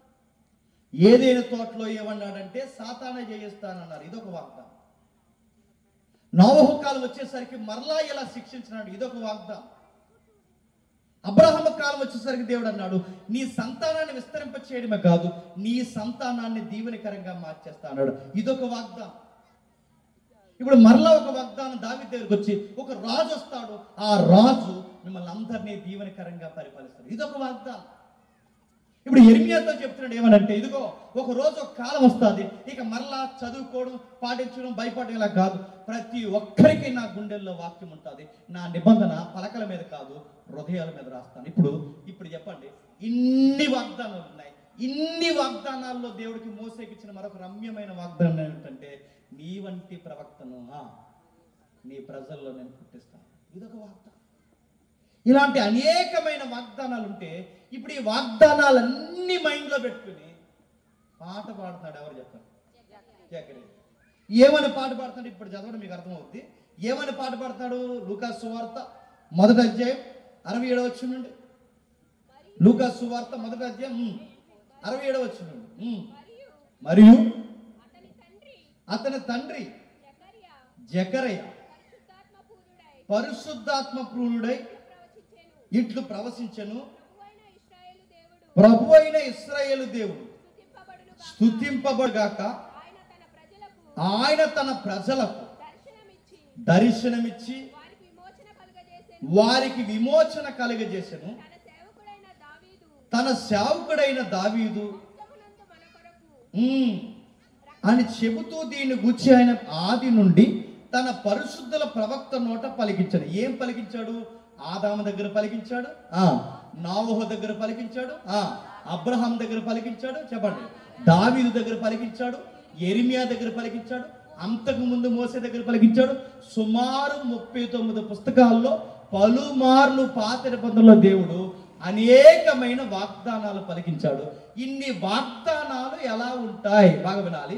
ఇప్పుడు అబ్రహాంకి ఇచ్చిన వాగ్దానము, దావీదుకి ఇచ్చిన వాగ్దానము, మోసేకి ఇచ్చిన వాగ్దానము, ఆదాముకి ఇచ్చిన వాగ్దానము, నోహుకి ఇచ్చిన వాగ్దానం ఇవన్నీ ఒక్కటేనంటే ఇవన్నీ ఒక్కటే కాదు. ఆ వాగ్దానాలన్నీ ఒక్క విషయాన్ని చూపించడానికి మరలా జాగ్రత్తగా ఇవన్నీ ఒక్కటేనంటే ఒక్కటే, ఇవన్నీ ఒక్కటైతే ఇవన్నీ కలిసి ఏం చూపించే? ఒక్కదాన్ని చూపించే. ఆ ఒక్కటి ఏం చూపించే? ఆ ఒక్కదాన్ని ఏవైతే చూపించాయో ఆ ప్రవచనాలన్నీ, ఆ ఒక్కదాన్ని ఇప్పుడు ఈ పెద్ద ఆయన చూస్తున్నాడు. ఎవరు? జకర్యా. అందుకే అంటున్నాడు, ఏమంటున్నాడంటే శత్రువుల చేతి నుంచి దేవుడు విడిపించినందుకు దేవునికి స్తుతులు కలుగును గాక, ఆయనకి మనకు రక్షణ అనుగ్రహించినందుకు దేవునికి మహిమ కలుగును గాక, తన దావీదు సింహాసనం నుంచి రక్షణ కలిగించిన గనక ఆయనని ఎప్పటికీ మహిమతో నిండును గాక. ఈ పదాలు వాడుతున్నాడు. అంటే ఈయన ఎందుకు ఈ పదాలు వాడుతున్నాడు? ఈ ప్రవచనాలన్నీ ఆయన కళ్ళ ముందు నెరవేరుతున్నాయి. ఎలా నెరవేరుతున్నాయి? ఇప్పుడు జాగ్రత్తగా వినండి. మరలా ఒక్కసారి ఆదికాండకు రండి. జస్ట్ ఒక్కసారి ఆదికాండకు రండి. ఆ 3వ అధ్యాయం 15వ వచనం చదవండి. నాకు హింట్ ఉంటుంది చూడండి. 3వ అధ్యాయం 15వ వచనం చదవండి. 3వ అధ్యాయం 15వ వచనం. మరియు నీకును స్త్రీకిని నీ సంతానమునకును, అక్కడ ఒక ఫుట్ నోట్ ఇచ్చాడు చూడండి కింద. ఆయన బాగా వినండి. నీ సంతానానికంటే ఇప్పుడు అవ్వమ్మకి చెప్తున్నాడు, ఆదాముకి చెప్తున్నాడు. ఏమని చెప్తున్నాడు అంటే ఒక రోజు వస్తుంది, ఆ రోజు నీ పిల్లలు ఏం చేస్తారంటే, నీ సంతానం ఏం చేస్తుందంటే ఈ సాతాన్ని జయిస్తారు. ఇప్పుడు అక్కడ ఫుట్ నోట్లో సంతానము, నీ ప్రజ, నీ పిల్లలు అంటే అది ప్రజల కొరకు మాట్లాడుతున్న మాట కాదు. నీ సంతానం అనగానే ఆయన అంటే అక్కడ ఎవరు? ప్రభు అయిన యేసుక్రీస్తు. ఇప్పుడు చెప్పండి, దేవుడు మనకి ఇచ్చిన అతిపెద్ద వాగ్దానం ఏంటో తెలుసా? చెప్పాలి. దేవుడు మనకి ఇచ్చిన అతిపెద్ద వాగ్దానం, ఈ ఏడాది ఇల్లు కడతావు, వచ్చే ఏడాది ఇంకో బిల్డింగ్ వేస్తావు, ఈ వాగ్దానం. ఇవి కాదు వాగ్దానాలు. దేవుడు మనకి ఇచ్చిన అతిపెద్ద వాగ్దానం ఏంటో తెలుసా? ఇదిగో నీ పిల్లలు ఇంటర్మీడియట్ చదవకపోయినా పాస్ అయిపోతారు. ఇది కాదు వాగ్దానం. మీ మొండి బకాయికి ఏడాది పెళ్ళి అయిపోతుంది. ఇది కాదు వాగ్దానం. దేవుడు ఆదికాండం నుంచి మలాకి వరకు, మలాకి నుండి ప్రకటన గ్రంథం వరకు దేవుడు మానవులకు ఇచ్చిన వాగ్దానం ఏదన్నా ఉంది అంటే తన కుమారుడిని మనకు అనుగ్రహించడమే అతి పెద్ద వాగ్దానము. సాతాన్ని ఎలా జయిస్తామంటే ఒక రోజు ఒక ఆయన వస్తాడు, ఆయన నీ సంతానం నుంచి వస్తాడు. ఈ రోజు ఈ సాతానుగాడు మిమ్మల్ని ఓడించాడు, ఒక రోజు నీ సంతానం నుంచి వచ్చిన ఆయన వాడు తాట తీస్తాడు. ఇది ఎక్కడ జరిగిందంటే, ఈ వాగ్దానం ఎక్కడ జరిగింది? జకర్యా కాలంలో జరగడం జకర్యాకి అర్థమవుతుంది. జకర్యాకి తెలిసిపోతుంది. ఇదిగో ఆదికాండంలో ఆదామవ్వలకు దేవుడు ఏ వాగ్దానం అయితే ఇచ్చాడో ఆ వాగ్దానం నెరవేర్చడానికి పుట్టిన శిశువే మరియ గర్భాన రాబోతున్నాడు. మరియ గర్భాన రాబోతుందంటే అవ్వమ్మకి చెప్పాడే ఒక ఆయన వస్తాడని, ఆ వచ్చిన వాడు మిమ్మల్ని ఓడించిన వాడిని ఆయన ఓడిస్తాడని ఒక ఆయన వస్తాడన్నాడే. ఆయన ఎవరో కాదు, ఈ నజరేతు నుంచి వచ్చిన ఈ ఆడపిల్ల 17 ఏళ్ళ 18 ఏళ్ళ లేదా ఈ ఆడపిల్ల లేత పిల్ల ఎవరైతుందో ఆ పిల్ల గర్భాన్న ఆదామవ్వలకు చెప్పిన వాగ్దానాన్ని రూపంలో రాబోతున్నాడు. ఇది నేను చూస్తున్నా, ఇది నా కళ్ళ ముందు కనబడుతుంది. దేవుడు మనం మర్చిపోయినా చెప్పండి, ఆయన మర్చిపోడు, ఆయన జ్ఞాపకం పెట్టుకుంటాడు. ఆయన మర్చిపోవడానికి మానవుడు కాదు, ఆయన గుర్తు పెట్టుకుంటాడని దాని గుర్తు ఏంటంటే ఎప్పుడు ఆదామవ్వలు, ఎప్పుడు మరియమ్మ, ఎప్పుడు ఆదామవ్వల చరిత్ర, ఎప్పుడు మరియమ్మ చరిత్ర, అప్పుడు మాటను ఇప్పుడు జ్ఞాపకం చేసుకుని ఈ కన్ని పిల్ల గర్భాన్ని తీసుకొస్తాడంటే ఎంత నమ్మదగిన దేవుడు అని బాధపడుతున్నాడు. బాధపడుతూ ఆవేదనతో సంతోషంతో వీటన్నిటినీ కలగలిపి తన కొడుకు పుట్టాడన్న ఆనందం కన్నా, బాగా వినాలి, తన కొడుకు యోహాను పుట్టాడన్న ఆనందం కన్నా నా కొడుకు ఆ వాగ్దానాన్ని నెరవేర్చడానికి రాబోతున్న రాజుకి ముందుగా పైలట్గా పుట్టినందుకు నేను ఆనందిస్తున్నాను, బాధపడుతున్నాను. నా కొడుకు పుట్టిన ఆనందం కన్నా దేవుడు ప్రవచనాల నెరవేర్పు కాలం వచ్చిందన్న ఆనందం ఎక్కువైపోయింది ఆయనకి. అందుకంటున్నాడు ఆయన వస్తాడు, ఆదాముకి వాగ్దానం చేసిన ఆయన సాతాను చితగొడతాడు. ఎక్కడ చితగొట్టాడు? ఎలా చితగొట్టాడు? వాడిని ఎక్కడ చితగొట్టబడిందంటే సాతానుకున్న బలం, బాగా వినండి, పాపానుకున్న బలం మరణం. ఆ మరణాన్ని ఎక్కడ తొంగలో దొక్కడి చెప్పండి? సిలువ. అందుకే చూడండి, పాపానుకున్న బలం మరణమైతే, మరణానుకున్న బలం ఈ రెండిటి వెనకాల సాతానుగడైతే, సాతానుగడి నత్తి మీద ఎప్పుడు దొక్కడి తెలుసా? ఆ 2000 సంవత్సరాల గొల్లుగత్త కొండ మీద నిలబడినప్పుడు ఆడు కోరలు ఇడిచి పాడేశాడు. ఆ పాపాన్ని అడ్డు పెట్టుకునే దేవుని పిల్లలతో సెలగాటమాడుతున్నాడు. ఆ పాపాన్ని అడ్డు పెట్టుకుని ఆ పాపం వల్ల వచ్చిన మరణాన్ని మానవుల మీదకు అనుగ్రహిస్తున్నాడు. ఆ మరణాన్ని చూశాడు, వెర్రవీగుతున్నాడు. ఇప్పుడు ఆ మరణాన్నే తన జీవితంలో ఆయన ఏం చేశాడు చెప్పండి?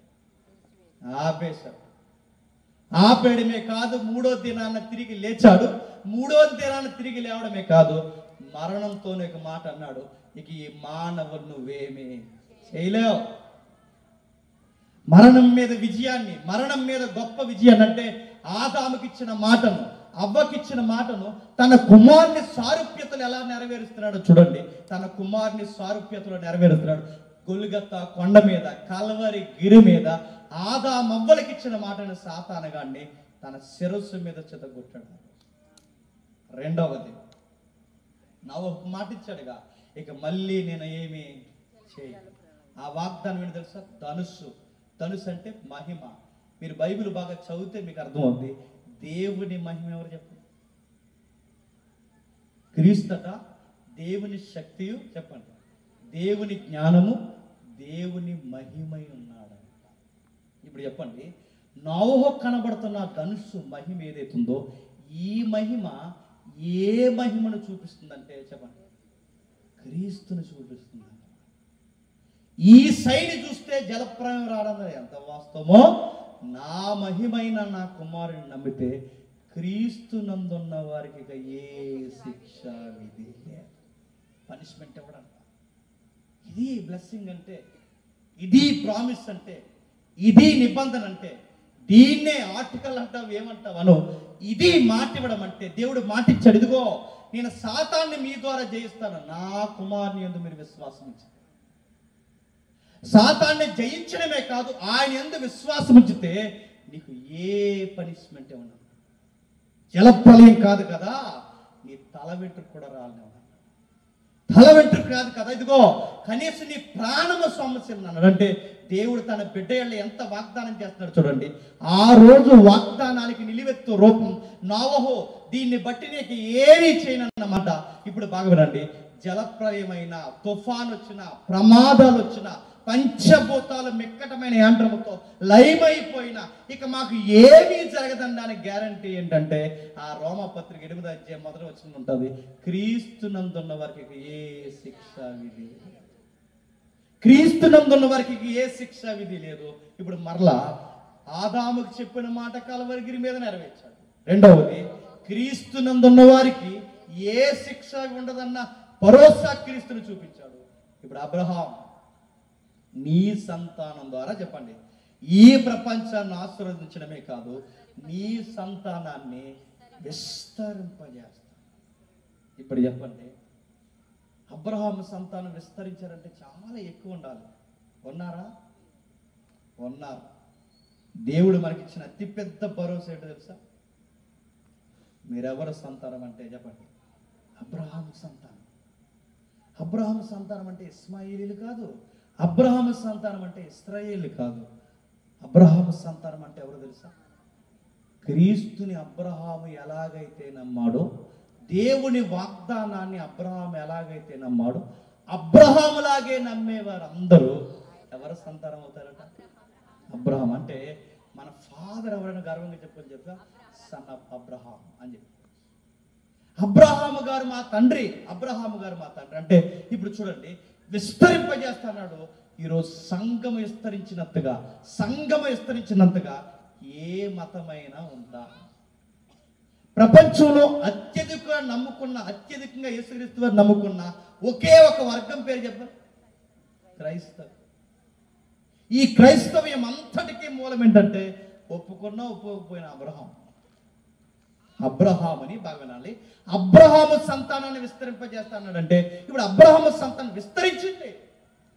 ఈ ఊరు వెళ్ళిన అబ్రహాం సంతానం ఉంటుంది, ఆ ఊరు వెళ్ళిన అబ్రహాం సంతానం ఉంటుంది, ఏ ఊరు వెళ్ళిన అబ్రహాం సంతానం ఉంటుంది, ఏ దేశం వెళ్ళిన అబ్రహాం సంతానం ఉంటుంది. ఎలా అబ్రహాం సంతానం అయ్యారంటే, నీ సంతానం అబ్రహాం, నీ సంతానం ఎలా అయ్యామంటే క్రీస్తుని బట్టి మనం ఎవరి సంతానం అయిపోయింది చెప్పండి? అబ్రహాం సంతానం.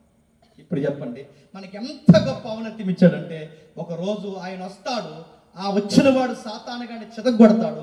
రెండవది, ఆయన యందు ఏ శిక్ష లేకుండా మిమ్మల్ని అందరినీ దగ్గర తీసుకుంటాడు. దగ్గర తీసుకోవడమే కాదు, మరో మాట చెప్తున్నాడు, మీ సంతానాన్ని విస్తరింపజేస్తాడు, దీవెనకరంగా మార్చేస్తాడు. ఇప్పుడు దావీదుకి ఇచ్చిన మాట, రాజుగా నిలబడతాడు. అందుకే చూడండి, వైసీపీ వచ్చినా టీడీపీ వచ్చినా, ఏ ఇద్దరిన కాదని మధ్యలో జనసేన వచ్చినా, రేపొద్దున ఏ పార్టీ గెలిచినా యేసు ప్రభు నమ్ముకున్న వాడికి ఏమన్నా డోకా ఉందా? మన వ్యూ ఎవరి మీద ఉండదు చెప్పండి?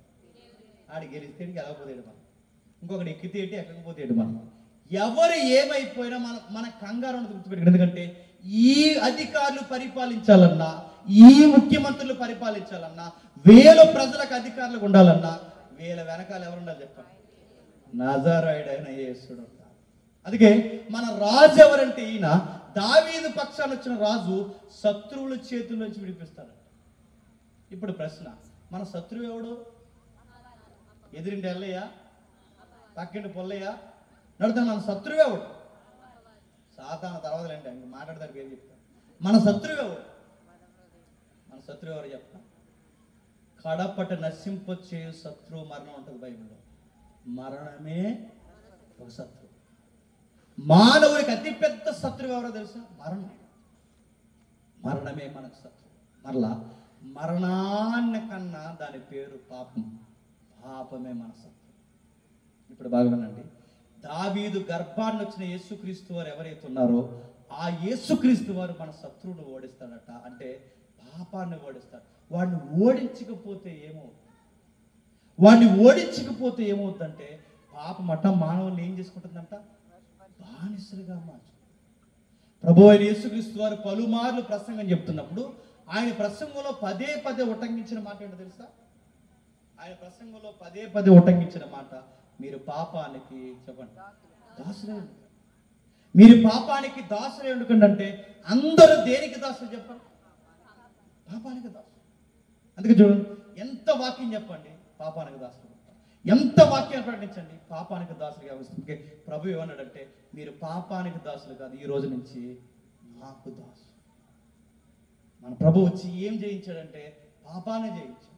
మన ప్రభు వచ్చి ఏం చేయించాడంటే పాపానికి జీతమైన మరణాన్ని జయించాడు. మన ప్రభు వచ్చి ఏం చేయించాడంటే ఇక ఏ శిక్ష రాదని మన మీదకి వస్తున్న శిక్ష ఆయన మీద వేసుకున్నాడు. మన ప్రభు వచ్చి ఇంకా ఏం చేయించాడంటే ఆదాము దగ్గర నుంచి ఉండిపోయిన గొడవ, ఆ సాతానగాన్ని వాడి నెత్తి మీద కాలేసి వాడిని జయించాడు. ఇవన్నీ నెరవేర్చాడు. నా కళ్ళ ముందు జరుగుతున్నాయని పాట పాడుకుంటున్నాడు. ఎవరు? జకరియా గారు. ఇప్పుడు చదవండి, జకరియా గారు అంటున్నారు ఆ చివరి మాట, వారందరి చేతి నుండి తప్పించి రక్షణ కలగజేసును, దీనిని గూర్చి ఆది నుండి తన పరిశుద్ధుల ప్రవక్త నోట పలికించను. ఆయన మన పితరులను కరుణించుటకు తన పరిశుద్ధ నిబంధన అనగా తాను చేసిన ప్రమాణమును జ్ఞాపకం చేసుకున్నటకును శత్రువుల చేతి నుండి విడిపింపబడి మన జీవితకాలం అంతయు నిర్భయమై ఆయన సన్నిధిని పరిశుద్ధముగాను నీతిగాను ఆయన సేవింప అనుగ్రహించుటకు ఈ రక్షణ కలగజేసని. ఇప్పుడు చెప్పండి, ఇవన్నీ దేవుడు నెరవేర్చేశాడు. ఎలా నెరవేరుస్తున్నాడు? ఇదిగో ఆదాముకి ఇచ్చిన మాట, అబ్రహాముకి ఇచ్చిన మాట, నోహుకి ఇచ్చిన మాట, దావీదుకి ఇచ్చిన మాట, మోసేకి ఇచ్చిన మాట, మలాకికి చెప్పిన మాట, యెరెమీయాకి ఇచ్చిన మాట, ఇవన్నీ నెరవేరుస్తున్నాడు. యెరెమీయాతో అన్నాడు, ఒక నూతన నిబంధన చేస్తాను, హృదయాన్ని మార్చేస్తాను. అందుకే చూడండి, మీరు పాత నిబంధన చదివితే మారతారు లేదో నాకు తెలియదు, కానీ యేసుక్రీస్తు వారిని మాత్రం అక్కుని చేసుకుంటే అప్పటి వరకు పాపాత్ముడైన వాడు ఏమవుతాడు చెప్పండి? నీతిమంతుడు అనిపిస్తారు. వాడు మందు మానేయడానికి, సిగరెట్లు మానేయడానికి ఎన్ని వేస్తాడు చేతికి? ఆయన మాన్నాడు. మరి కడియం వేసే కదంటే ఇందాకే తీస్తాను అంటాడు. మళ్ళీ ఏం చేస్తాడంటే తాగేసి మళ్ళీ వేసేస్తాడు. నడుతున్నాను, మీరు ఎన్ని వ్యసనాలు మానాలనుకున్నా మానలేవు, ఎన్నో బలహీనతలు మానాలనుకుంటే మానలేవు. కానీ ఎలా మారతాడు రా మనిషి అంటే, జీసస్ని ఎవడైతే ఫాలో అవుతాడో ఖచ్చితంగా వాడు మారతాడు. అందుకే యేసుక్రీస్తు వారు చేంజ్ చేస్తాడంటే, ఎదుటి వ్యక్తి రూపాన్ని మారుస్తాడు లేదో నాకు తెలియదు, కానీ యెరెమీయా చెప్పాడు కదా, ఒక నూతన హృదయాన్ని ఇస్తాను, దాని మీద నా పేరు నా వాక్యాలు రాస్తానని. యేసు ప్రభు వచ్చి ఎవరిని మారుస్తాడంటే మానవ హృదయాలు మారుస్తాడు. అప్పటి వరకు పేదరు చూడండి, మాట్లాడితే మనిషి కోపం, ఆ పేదరు గారికి ముందు మాట్లాడడం తక్కువ, కొట్టడం ఎక్కువ. కానీ అలాంటి మనిషిని ఎలా మార్చేస్తుందో తెలుసా? కొడుతున్నా తిడుతున్నా ఈపి మీద భయంకరంగా కొరడలతో కొట్టి రాళ్ళ దెబ్బలతో కొడుతున్న పేతురు గారు అన్నాడట, మీరు ఎంత కొట్టినా నేను మిమ్మల్ని ఏమన్నా కానీ నేను కన్న వాటిని విన్న వాటిని చెప్పకుండా ఉండలేదు. ఎంత సాత్వికంగా ఎలా మారిపోయాడు? దానికి కారణం క్రీస్తుని నమ్మాడు కనుక. యెరెమీయాకి చెప్పాడుగా, ఒక నూతన నిబంధన చేస్తాను, నూతన హృదయాన్ని ఇస్తాను, ఆ హృదయం మీద నా వాక్యాలు రాస్తానడుగా. అది ఎలా నెరవేరుతుందంటే, క్రీస్తుని ఎవరైతే నమ్ముతారో వాళ్ళు నూతనమైన వ్యక్తులుగా మారిపోతారు. అరే, ఈ మనిషి పచ్చి వ్యభిచారం చేసేదిరా, పచ్చి వ్యభిచారం, వావి వరుస లేదు. ఇలాంటి మనిషి సడన్గా ఎలా మారిందంటే, ఆమె చర్చికి వెళ్తుందరా. చర్చికి వెళ్తున్నప్పుడు ఎలా మారిందంటే, క్రీస్తు అనే ఒక వ్యక్తిని నమ్మిందట. ఆ క్రీస్తు అనే వ్యక్తి తన జీవితంలోకి వచ్చాడట. పచ్చి వ్యభిచారం ఏమైందో తెలుసా? పారిపోయింది. అందులో ఒక పేరు చెప్పిన సమరయ స్త్రీ. పలుమార్లు చర్చికి వెళ్ళింది, పలుమార్లు ఆరాధన చేసింది. ఆమె ఆరాధన చేయడంలో గొప్పలు చెప్పుకుంటూ పోయింది. వాళ్ళ పితరుల కాలపు ఆరాధన గొప్పలు మాట్లాడుకుంటూ పోయింది. కానీ ఒక పక్క ఆరాధన చేస్తుంది, మరో పక్క వ్యభిచారం చేస్తుంది. ఒక పక్క ఆరాధన చేస్తే మరో పక్క పాపం చేస్తుంది. యేసు ప్రభు వచ్చాడు, నువ్వేం చేస్తున్నావు తెలుసా? ఆత్మతో సత్యముతో ఆరాధించకుండా ఒక పక్క భక్తి పక్కే, మరో పక్క రక్తాన్ని బతుకుతున్నావు. ఇది జీవితం కాదమ్మా. బతికితే లోపల బయట ఒకలాగే బతకాలి. నువ్వు మారాలి. ఎప్పుడైతే ఆ మాట చెప్పాడో మారిపోయింది. అప్పటి వరకు తన ఊరు సీదరించుకుంది. అప్పటి వరకు తన ఊరి ప్రజలు వింతగా చూశారు. ఆ రోజు యేసుక్రీస్తు వారిని అంగీకరించిన తర్వాత అక్కడి నుంచి సమరయ స్త్రీని ఒక నూతనమైన వ్యక్తిగా చూశారు. ఇప్పుడు చెప్పండి, యేసు ప్రభువుని నమ్ముకుంటే యెరెమీయా ఇచ్చేడే వాగ్దానం, ఆ వాగ్దానం మన జీవితంలో నెరవేరుద్ది. మనం మారుతాం. మీరు మారిన తర్వాత మీ ఊరు చెప్పుకోవాలి, అరే బాప్టిజానికి ముందు ఒకలా ఉన్నారా, ఇప్పుడు ఒకలా ఉన్నారని చెప్తే ఈ జీవితంలో ఏమి నెరవేరట్లేదు చెప్పినా? వాగ్దానాలు నెరవేరట్లేదు. నీ జీవితంలో వాగ్దానం నెరవేరుతుందంటే కారణం ఏంటి చెప్పినా? పాత మనిషికి కొత్త మనిషికి తేడా ఉంది. ఒకప్పుడు నువ్వు ఎలా ఉండేవాడివి, ఇప్పుడు ఎలా ఉండేదానివి, ఇప్పుడు ఎలా ఉంటున్నావు, ఇది ఏంట్రా ఇంత మార్పు ఎలా జరుగుతుందంటే యెరెమీయాకి ఇచ్చాడే వాగ్దానం, ఆ వాగ్దానం వీళ్ళ జీవితంలో ఈ వాగ్దానాలు నెరవేరుతున్నాయి. ఈ వాగ్దానాలు నెరవేరుతున్నాయి కనుక వాళ్ళు చెప్పుకుంటున్నారు గొప్పగా, వారు మాట్లాడుకుంటున్నారు గొప్పగా, వాళ్ళు ఆలోచించుకుంటున్నారు గొప్పగా, వాళ్ళు అనేకులకు వింతగా మాట్లాడేదిగో మా కళ్ళ ముందు ఇవి జరుగుతున్నాయి. రక్షణ శృంగం మా కళ్ళ ఎదుట కనబడుతుంది. దేవుడు చేసిన నావోహు వాగ్దానం, దేవుడు చేసిన అబ్రహాము వాగ్దానం, దేవుడు చేసిన దావీదు వాగ్దానం, దేవుడు చేసిన ఈ ప్రవక్తల వాగ్దానం, పరిశుద్ధుల వాగ్దానం మా కళ్ళ ముందు నెరవేరుతుంది. ఆ వాగ్దానానికి వారసుడిగా మరియమ్మ గర్భాన్ని రాబోతున్నాడు. ఆ వాగ్దానాన్ని ప్రకటించడానికి నాకు వారసుడు రాబోతున్నాడు. నా వారసుడు పేరు బాప్తిజం ఇచ్చే యోహాను. వచ్చి ఏం చెప్తాడు ఈయన? వచ్చి బాప్తిజం ఇచ్చే యోహాను ఏం చెప్తాడంటే ఆ కిందకి చెప్తాడు చూడండి, 76వ వచనంలో, మరియు ఓ శిశువా నువ్వు సర్వోన్నతుని ప్రవక్త అనబడతావు, మన దేవుని మహావాక్యమును బట్టి వారి పాపములు క్షమించటం వలన తన ప్రజలందరికీ రక్షణ జ్ఞానం ఆయన అనుగ్రహించినట్లు ఆయన మార్గమును సిద్ధపరచుటకై నువ్వు ప్రభువులకు ముందుగా నడుదువు. మన పాదములు సమాధాన మార్గంలో నడిపించినట్లు చీకటిలోను మరణ ఛాయల్లోను కూర్చుండే వారికి వెలిగించుటకై ఆ మహావాక్యమును బట్టి పైనుండి ఆయన మనకి అరుణోదయ దర్శనం. నెలల నిండిన బిడ్డకి, ఇంత చిన్న బిడ్డకి, ఇప్పటికే బాగా ఇంత చిన్న బిడ్డకి గంట నుంచి మాట్లాడుకుంటే మనకు అర్థం కాని ఈ ప్రసంగాన్ని, గంట నుంచి మాట్లాడుకుంటున్నాగా మనకు అర్థం కాని ఈ ప్రసంగాన్ని నెలల నిండిన బిడ్డ చెవిలో పాడుతానంట వాళ్ళ నాన్నగారు. గుర్తుపెట్టు, నెలల నిండిన బిడ్డ చెవిలో పాడతాడు, ఓ శిశువా నువ్వు సర్వోన్నతుని ప్రవక్తవి, నువ్వు గొప్పవాడివి, నువ్వు రక్షణ శృంగానికి ముంగురుతువి. ప్రజల మరణ ఛాయల్లో, బాధల్లో, పాపాల్లో కొట్టుకుపోయారు. ఇక భయపడవలసిన అవసరం లేదు. ప్రభు ఒక ఆయన రాబోతున్నాడు. ఆయన యందు విశ్వాసం ఇచ్చిన వారికి దేవుడిచ్చిన వాగ్దానం ప్రతీదీ నెరవేరుస్తాడు. ఆయన నమ్మండి అని నువ్వు ఎదిగిన తర్వాత చెప్పాలని నెలల నిండిన బిడ్డకి వాళ్ళ నాన్నగారు చెవులు ఆ పాట పాడుతుంటే ఆ బిడ్డకి అర్థం అవుద్దంటే అర్థం. మరి అర్థం కానప్పుడు ఆ పాట ఆ నెలల్లో ఎందుకు పాడుతున్నాడంటే అప్పటికి అర్థం కాదు. కానీ చెప్పండి, ఖచ్చితంగా ఎదిగిన తర్వాత మా నాన్న ఒక రోజు ఆ పాట ఎందుకు పాడాడని ఎదిగిన తర్వాత ఖచ్చితంగా ఆ బిడ్డకు అర్థమవుతుంది. అంటే పూర్వకాలపు వాగ్దానాలు, పూర్వకాలపు నిబంధనలు, పూర్వకాలపు ప్రమాణాలని పాటగా మరిచిపోకుండా తన బిడ్డకి మెదడులో రుద్దాడంట వాళ్ళ నాన్న. మనం చెప్పాలి, మన బిడ్డలు నిద్రపోతే ఏం చెప్తాను చెప్పండి, అదిగో వచ్చేస్తుంది అన్నాడు. ఏంటి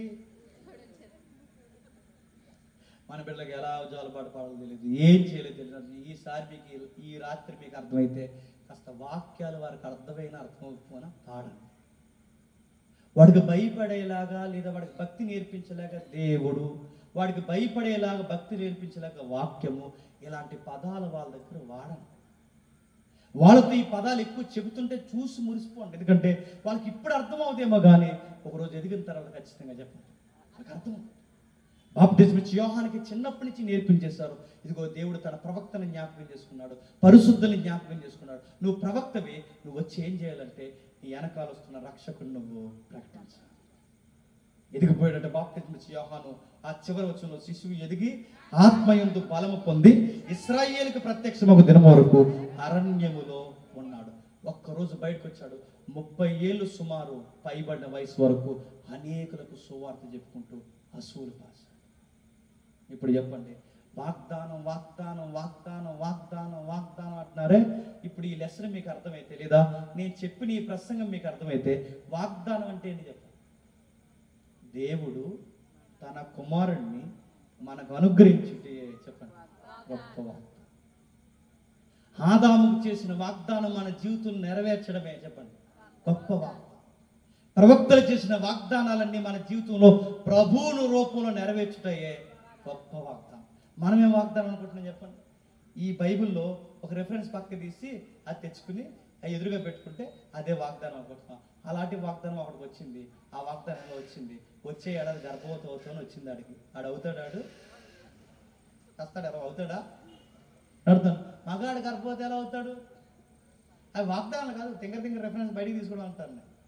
వాగ్దానం అంటే వాగ్దానాలు చూడండి, వెళ్ళొద్దు అంటలేదు. వాగ్దానాలు ఉన్నాయి, ఏవి వాగ్దానాలుగా రాసుకోవాలో తెలుసుకోండి. ఏది వాగ్దానం, ఇదిగో ప్రవక్తలకు మాట ఇచ్చాడే అవి రాసుకోండి. ఇంట్లో బంగారస్త్రాలు యేసుప్రభుని ఇచ్చాడే అది రాసుకోండి. ఇదిగో దేవుడు నాకు ఒక వాగ్దానం ఇచ్చాడు. ఏం వాగ్దానం ఇచ్చాడు? తన ప్రేమని ఎల్లడపరచుటకు తన ప్రియ కుమారుని నాకు దారాదత్తంగా అనుగ్రహించాడు. ఇది నా వాగ్దానం, మై ప్రామిస్ గాడ్. బంగారు అక్షరాలతో రాస్తారో ఎలా రాస్తారో తెలియదు, పెద్ద అక్షరాలతో ఇంట్లో పెట్టుకోండి.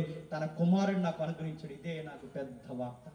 ఆయన యందుంటే నాకు బాధ లేదు, ఆయన యందుంటే నాకు శిక్ష లేదు, ఆయన యందుంటే సాతానుగాడు నన్ను ఏమీ చేయలేడు, ఆయన యందుంటే శత్రువు మరణం నన్ను ఏమీ చేయలేదు, ఆయన యందుంటే నేను అబ్రహాము సంతానం అవుతాను, ఆయన యందుంటే ఒకరోజు మరలా వస్తాడు, మేఘాల మీద నన్ను తీసుకుని వెళ్ళిపోతాడు. ఇది మై ప్రామిస్. దేవుడు నాకు ఇచ్చిన గొప్ప వాగ్దానం, గొప్ప ఆదరణ. ఏదన్నా ఉందంటే ఇదిగో దేవుడు నా చేతుల్లో రాసి పెట్టాడు. సుమారు 39 పుస్తకాల నుంచి కొత్త నిబంధన వరకు, ప్రకటన గ్రంథం వరకు ఈ పుస్తకాల సమ్మేళనం అంతా కలిపితే దాన్ని ఎలా పిండితే క్రీస్తు అని ఒక రూపం వస్తుంది. ఆ రూపాన్ని నాకు ఇచ్చేసాడు. ఈలోకి వచ్చిన తర్వాత ఒకప్పుడు ఎంత ఉందామనుకున్న నీతిగా ఉండలేకపోయాను. ఇప్పుడు ఈ నమ్మిన తర్వాత నీతికి పడి చావాలన్న ఒక కసి నాలో స్టార్ట్ అయింది. అది ఎవరు కలగజేశారు? ఆ రివైవల్ ఎలా స్టార్ట్ అయింది నా హార్ట్లో అంటే నా క్రీస్తే నా జీవితంలోనికి ఈ నూతన హృదయం తెచ్చాడు. ఒక్క మాట చెప్పి నేను ముగిస్తాను. యేసుక్రీస్తు నమ్మకం ముందు పెద్ద మేధావి, ఇందాక ఆయన పేరు మర్చిపోయాను నేను వింటూ అనేకులకు నీతి చెప్తాడు, మంచి చెప్తాడు, అన్నీ జరిగిస్తాడు. యేసుప్రభు అంటే పూర్తిగా పట్టణ వ్యక్తిగా సమాజంలో మాత్రం గొప్ప మోతుబరిగా మాత్రం తిరుగుతుండగా అందరికీ మంచి చెప్తున్నాడు. ఒకరోజు ఆయన నది స్నానానికి పోయాడు.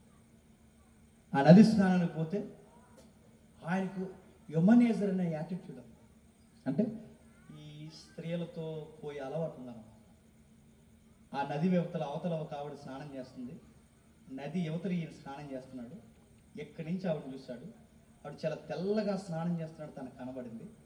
ఆ స్నానం చేస్తున్న ఆవిడ దగ్గరికి ఎలాగైనా వెళ్ళిపోవాలని ఈదుకుంటూ ముక్కు ఉడకబెట్టి ఈదుకుంటూ అలా లోపలికి ఇలా ఆమె దగ్గరికి వెళ్ళేసరికి ఆమె ఇలా చూసేసరికి ఆమె ముఖం అంతా, శరీరం అంతా కుష్టి వ్యాధితో తెల్లగా పాలిపోయాడు. ఆశ్చర్యపోయాడు. ఒక మాట అన్నాడు, అమ్మ నీకు విషయం చెప్పాలి. ఆవిడ ఇలా ముఖం మూసుకుని దగ్గర రాకండి నా దగ్గర రాకండి ఏడుస్తున్నప్పుడు ఆయన ఇలా అంటాడు, అమ్మ నీ కుష్టి వ్యాధి బయటికి కనబడుతుంది, కానీ నాకు కుష్టి వ్యాధి ఉంది, అది నా హృదయానికి పట్టింది. అది ఎవడ మారుస్తాడో ఇన్ని రోజులు తిరుగుతున్నాను.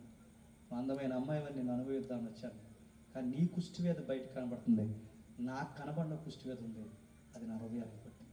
ఇది ఎవడ తీస్తాడో అని తిరిగి ఆ వ్యక్తికి అలాంటి హృదయాన్ని తీసి నూతన జీవితం అనుగ్రహిస్తే ఆ వ్యక్తి గొప్ప సువార్థకుడైపోయాడు. ఇప్పుడు చెప్పండి, ఇలాంటి పచ్చి వ్యభిచారాలు ఎలా మారుతారు చెప్పండి? యేసుక్రీస్తుని నమ్ముకుంటే మారుతారు, యేసుక్రీస్తుని తెలుసుకుంటే మారుతారు, చర్చకపోతే మారుతారు, నూతన హృదయాలు అనుగ్రహిస్తారు. మీరు ఎన్ని క్లాసులు పెట్టండి, ఎంత పర్సనాలిటీ డెవలప్మెంట్ క్లాసులు పెట్టండి, వాళ్ళకి ఎన్ని రుద్దండి, ఎన్ని భయాలు పెట్టండి, మనిషి మారడు. కానీ వాడు మార్చేది ఏదన్నా ఉందంటే ఒకటే చెప్పండి, క్రీస్తు త్యాగం మాత్రమే మారుస్తుంది. అందుకే మీ పిల్లల్ని తీసుకెళ్ళండి, మీ భర్తను తీసుకెళ్ళండి, మీ భార్యను తీసుకెళ్ళండి, కుటుంబ సమేతంగా వెళ్ళి చర్చలో కూర్చోండి. ఒకరోజు మాట తగలకపోవచ్చు, రెండవ రోజు వాళ్ళకి అర్థం కావచ్చు, కానీ ఏదో ఒక రోజు ఆ వాక్యానికి ఉన్న శక్తి ఖచ్చితంగా వాళ్ళ గుండెలకు తాగుతుంది. ఈ 3 రోజుల సభలో ఏ ప్రసంగికుడు మాట ఎవరిని మేము పట్టుకుందో నాకు తెలియదు, కానీ ఎవరో ఒక మాట ఎవరో ఒకరికి తాగుతుంది. అందుకే ఈ 3 రోజుల సభలో ఎవరో ఒకరికి ఆ మాట టచ్ అవుతుంది. ఖచ్చితంగా ఆ ఒక్క హృదయం చాలు దేవుడు పరలోకం మందు కూర్చుని ఆనందించాడు. దేవా మాకేమి ఇచ్చావు ప్రభా, ఇల్లు ఇస్తావా, వాకిలు ఇస్తావా, మాకు స్థలాలు ఇస్తావా, ఆరోగ్యం ఇస్తావా, మా పిల్లలకు చదివిస్తావా, ఏమిస్తావు ప్రభు అంటే దేవుడు అన్నాడు, నా ప్రియ కుమారుని ఇచ్చాను, ఇంకేమి. మీరు జయించలేని బలహీనతలు జయించడానికి ఆయన ముందు నిలబెట్టాను, ఇంకేమి. నువ్వు శరీరంతో ఉండాలని, నువ్వు రక్తంతో ఉండాలని, నువ్వు జీవితంలో ఒక వ్యక్తిత్వం కలిగి ఉండాలని, వ్యక్తిగా నువ్వు ఉండాలని, మీ జీవనం కొరకు నా కుమారుడు జీవాన్ని తీస్తాను, మీకు ఏమి ఇవ్వాలి. ఇది పితరుల దగ్గర నుంచి నేను చేసిన వాగ్దానం, నేను పితరుల దగ్గర నుంచి నేను నెరవేర్చిన వాగ్దానం. ఆ వాగ్దానాలన్నీ నా కొడుకు రూపంలో నెరవేర్చిన. ఇంతకన్నా మీకు ఏం కావాలంటే, ఎంత వాగ్దానం మన కళ్ళ ముందు పెట్టినా మనం ఇంకా ఏమడుగుతాం చెప్పినా, మాకేమిస్తావు ప్రభు, ఏమిస్తాను, నీకు వందేస్తాడు, ఇంకేమివ్వాలి. ఇన్ని చేశాడు ఆయన. అందుకే అపోస్తులకు యేసుక్రీస్తు వారు అర్థమైన తర్వాత ఏమన్నా అడిగారా, వదిలేశారు చెప్పండి? వదిలేశారు పెంటతో సమానం. ఎందుకంటే అన్నిటికన్నా గొప్ప వాగ్దానం క్రీస్తుని సంపాదించుకున్నాను. ఆది సంఘం మీరు ఎవరైనా చూడండి, క్రీస్తుని నమ్ముకున్న తర్వాత పోగేశారా, చరస్థరాస్తులు అమ్మేశారు. ఎందుకు? వాళ్ళకి అర్థమైపోయింది ఇంతకన్నా గొప్ప వాగ్దానం ఏముంది. ఇల్లు కన్నా, వాకిలి కన్నా, స్థలాల కన్నా, ఆస్తుల కన్నా అన్నిటికన్నా గొప్పది యేసుక్రీస్తు వారిని కలిగి ఉండడమే గొప్ప సంగతి అని చరస్థరాస్తులు ఎనుకున్నవి పెంటతో సమానంగా ఇచ్చారు. మేము ఇప్పటి వరకు పాపానికి దాసులు, మనుషులకు దాసులు, ఫలానా రాజులకు దాసులు, ఈ రోజు నుంచి క్రీస్తుకు దాసులు అన్నారు.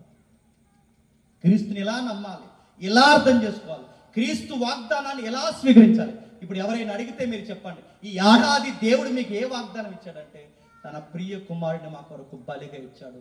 మా లైఫ్ లాంగ్ ఒక్క ఏడాది కాదు, మా జీవితకాలం వరకు ఎప్పటికీ గుర్తుండిపోయే వాగ్దానం, తన ప్రియ కుమారుడిని మా కొరకు బలేసేసాడు. ఆ బలైన వేయబడిన వాడు 3వ దినాన్ని తిరిగి లేచాడు. వెళుతూ ఒక వాగ్దానం ఇచ్చాడు, నమ్మకం కలిగి ఉండండి, మళ్ళీ వస్తాను, నేనుండి స్థలంలో మీరు ఉండులాగున తీసుకుని వెళ్ళిపోదు. ఇది మా వాగ్దానం అని చెప్తారా? చెప్పరు. చెప్పండి, ఏం చెప్తారు చెప్పండి, ఏ వాగ్దానం చెప్తారు చెప్పిన?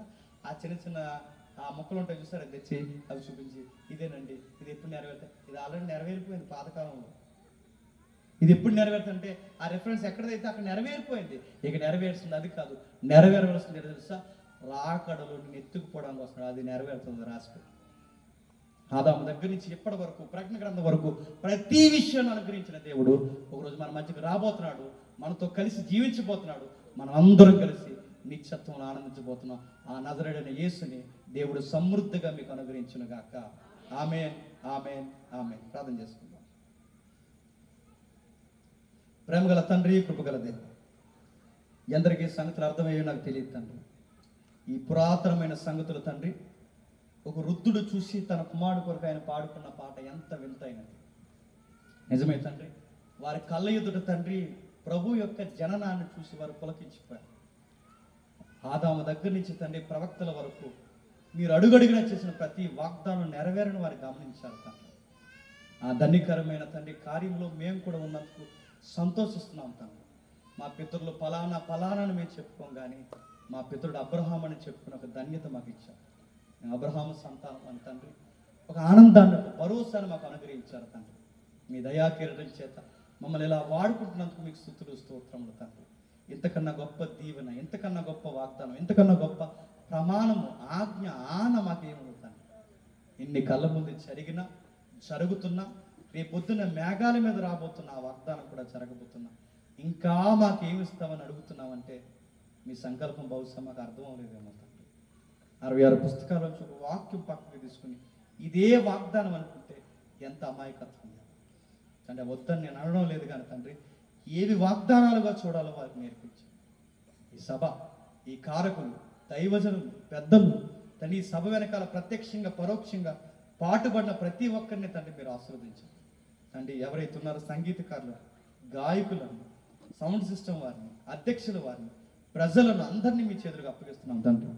ఎవరైనా మమ్మల్ని శత్రులుగా భావించి మా మీద చెడ్డ మాటలు పలికి మమ్మల్ని కాని మాటలు వారు ఎవరైనా ఉంటే వారిని క్షమించండి. వారిని మీ చేతులకు అప్పగిస్తున్నాం. మేము తిరిగి వెళ్తున్నాం.